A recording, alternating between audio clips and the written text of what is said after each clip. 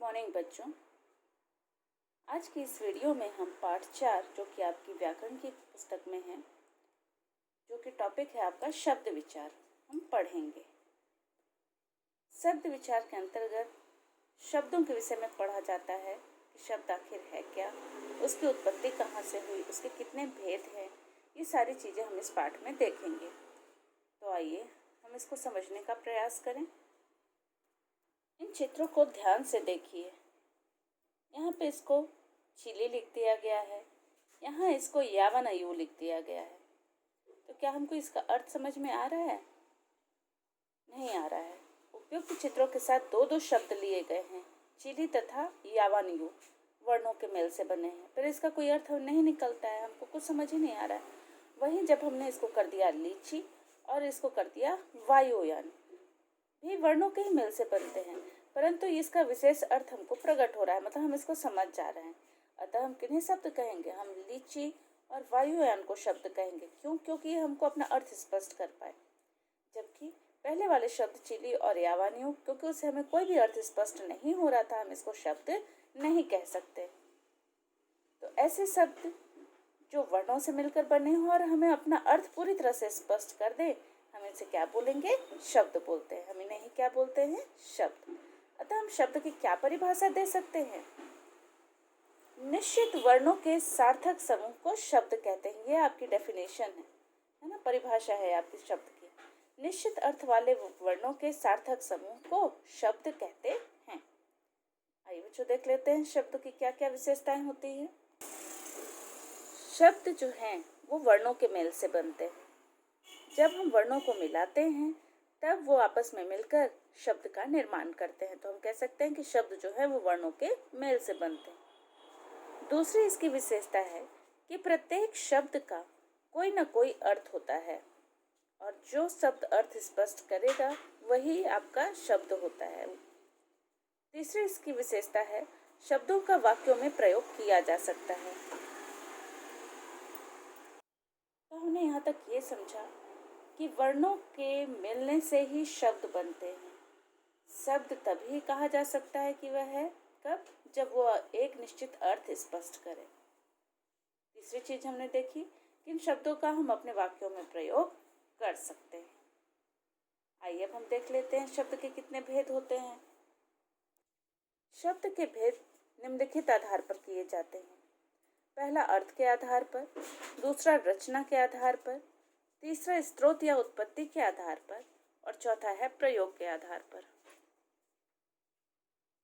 सबसे पहले हम देखेंगे अर्थ के आधार पर शब्द भेद। अर्थ के आधार पर भी शब्दों के निम्नलिखित कितने भेद होते हैं? दो भेद होते हैं। पहला है निरर्थक शब्द और दूसरा है सार्थक शब्द। निरर्थक शब्द का क्या अर्थ होता है? जिस शब्द का कोई भी अर्थ नहीं होता। इसे हम कैसे समझ सकते हैं?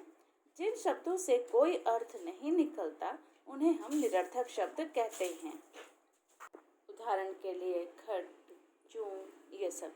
लेकिन कई बार जब हम वाक्यों में निरर्थक शब्दों का प्रयोग हो जाता है, कैसे? तो वो सार्थक बन जाते हैं। कभी कभी जब हम निरर्थक शब्दों को वाक्य में डाल देते हैं तो कभी कभी सार्थक भी बन जाते हैं। कैसे?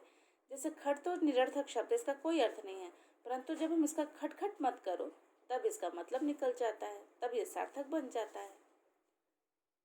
अब दूसरा भेद है आपका सार्थक शब्द। सार्थक शब्द क्या है? जिन शब्दों से कोई अर्थ निकलता है, मतलब सही सही अर्थ निकलता है, उन्हें हम क्या कहते हैं? सार्थक शब्द कहते हैं।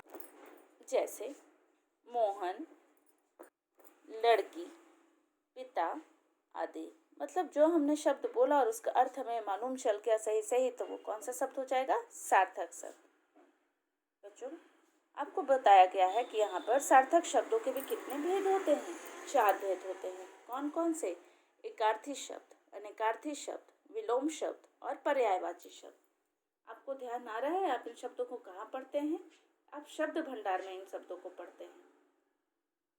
एकार्थी, अनेकार्थी, विलोम और पर्यायवाची शब्द। अब एकार्थी शब्द क्या होता है आइए समझते हैं।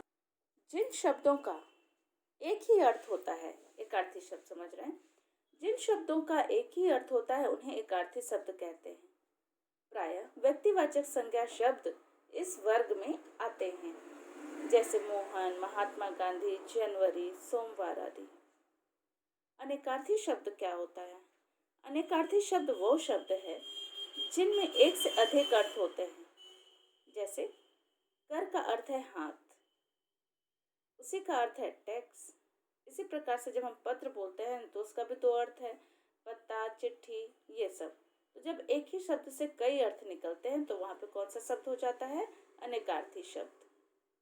तीसरा है आपका विलोम शब्द। देखिए विलोम शब्द क्या है?